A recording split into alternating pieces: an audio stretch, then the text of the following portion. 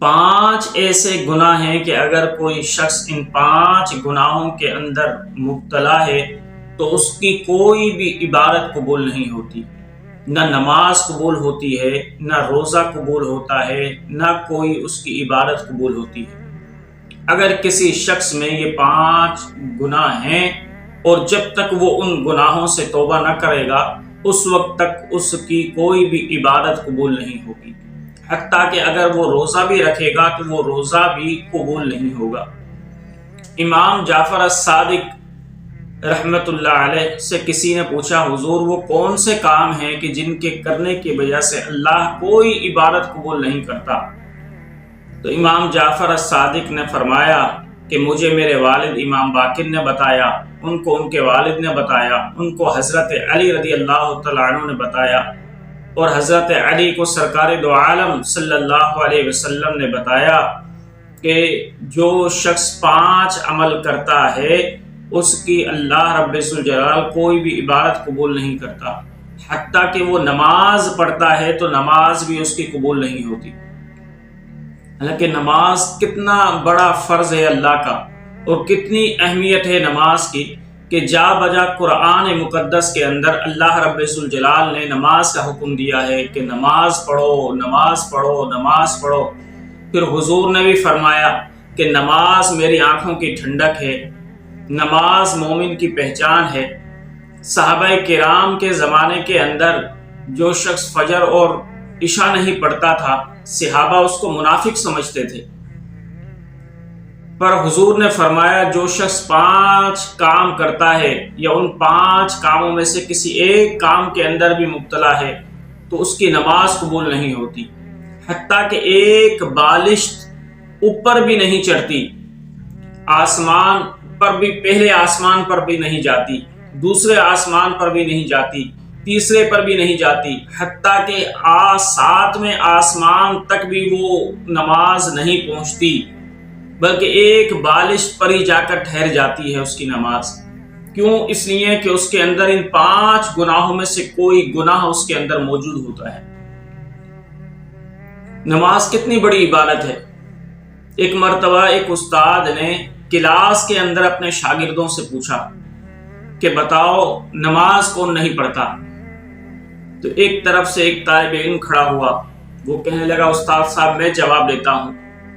استاد نے کہا بتاؤ کیا جواب ہے؟ کہا کہ استاد جو شخص کافر ہوتا ہے وہ نماز نہیں پڑھتا۔ دوسرا طالب علم کھڑا ہوا، وہ کہنے لگا میں اس کا صحیح جواب دیتا ہوں کہ جو مر جاتا ہے وہ نماز نہیں پڑھتا۔ تیسرا کہنے لگا میں اس کا صحیح جواب دیتا ہوں جو جاہل ہوتا ہے، جس کو قرات کرنا نہیں آتی، وہ نماز نہیں پڑھتا۔ استاد حیران ہو گیا ان کے جوابوں کو سن کر اور سوچنے لگا کہ میں اب کن کے اندر شامل ہوں، کیونکہ میں بھی تو نماز نہیں پڑھتا۔ کیا میں مردوں کے اندر شامل ہوں؟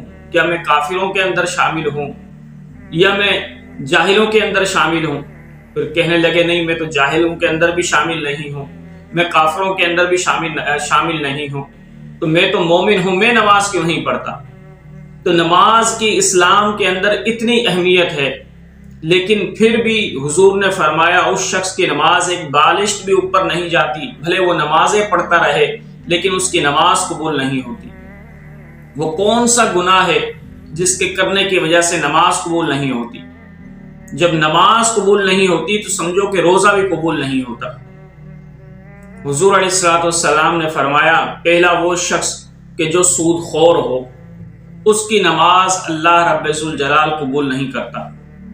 سود جو شخص کماتا ہے پھر اپنی اولاد کو کھلاتا ہے، اب آپ سوچیں کہ جو شخص سود کماتا ہو اور اپنی اولاد کو کھلاتا ہو تو اس کی اولاد کہاں سے اس کی فرما بردار بنے گی، کہاں سے اس کا ادب کرے گی؟ بلکہ وہ حرام کا لقمہ جو اپنے بچوں کو کھلا رہا ہے تو اپنے لیے وہ جہنم تیار کر رہا ہے، اور وہ بچے بھی بڑے ہو کر اس کے فرما بردار نہیں بنیں گے بلکہ اس کے نافرمان بنیں گے، کیونکہ جب کھلایا ہی حرام ہے تو اس نے حرام نے اثر تو دکھانا ہے۔ تو حضور نے فرمایا پہلا شخص کہ جو سود خور ہو اس کی اللہ رب الجلال نماز قبول نہیں کرتا، تو جس کی نماز قبول نہیں ہے اس کا روزہ بھی قبول نہیں ہے۔ پھر فرمایا دوسرا شخص کہ جس کی نہ نماز قبول ہے نہ روزہ قبول ہے، فرمایا وہ والدین کا نافرمان ہے۔ اللہ رب ذوالجلال نے والدین کی فرمانبرداری کا حکم قرآن میں جا بجا دیا ہے۔ فرمایا وَلِوَالِدَيَّ وَإِلَيَّ الْمَصِيرُ، کہ اب تمہارے جو والدین ہیں تم ان کے ساتھ حسن سلوک کرو۔ پھر فرمایا وَوَصَّيْنَا الْإِنسَانَ بِوَالِدَيْهِ إِحْسَانًا، کہ ہم نے نصیحت کی ہے انسان کو کہ اپنے والدین کے ساتھ حسن سلوک کرے۔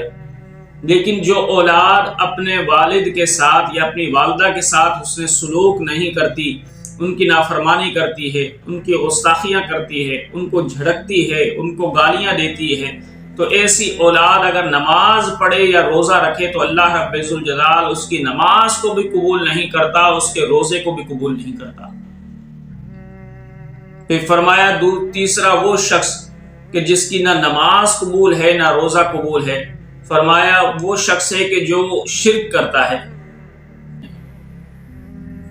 اور عجیب عجیب طرح کے شرک کر رہے ہوتے ہیں، تو شرک کرنے والی کی بھی بخشش نہیں ہے۔ ہمیشہ اللہ رب ذوالجلال سے دعا مانگو اور اللہ کے نیک بندوں کے وسیلے سے دعا مانگو، اللہ کے نیک اعمال سے قرب چاہو اور اللہ رب ذوالجلال سے صلح کر لو، تو پھر تم جب بھی اللہ سے دعا مانگو گے اللہ رب ذوالجلال تمہاری دعاؤں کو قبول فرمائے گا۔ شرک کرنے کی کیا ضرورت ہے؟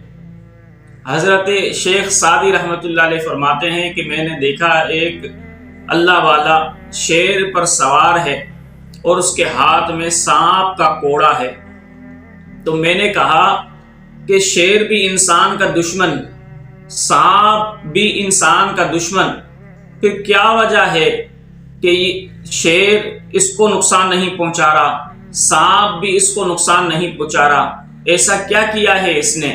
تو میں نے کہا کہ اے اللہ کے بندے یہ تو بتا کہ تیری شیر سے اور سانپ سے کب صلح ہوئی ہے کہ یہ تجھے نقصان نہیں پہنچا رہے؟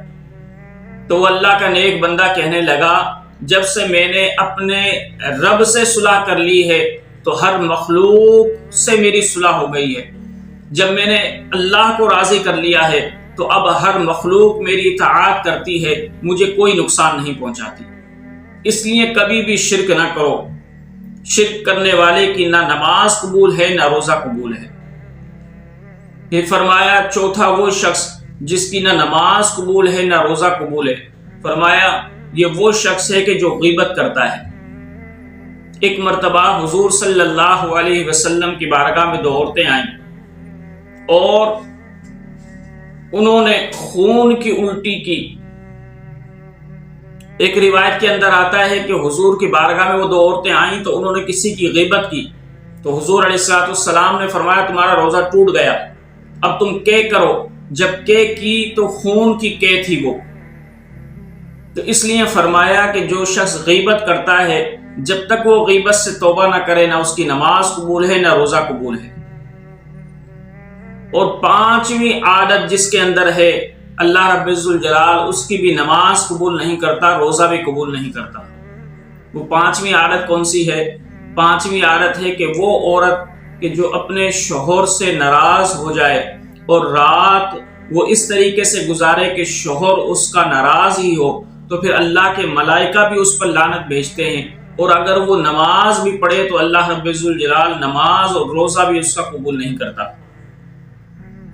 تو یہ 5 افراد تھے، اگر یہ توبہ نہ کریں ان عملوں سے تو ان کی کوئی بھی عبادت قبول نہیں ہے، روزہ بھی قبول نہیں ہے۔ اب اگر یہ توبہ کر لیں گے تو ان کی نماز بھی قبول ہوگی، روزہ بھی قبول ہوگا، لیکن اگر توبہ نہیں کریں گے تو نماز بھی قبول نہیں ہوگی اور روزہ بھی قبول نہیں ہوگا۔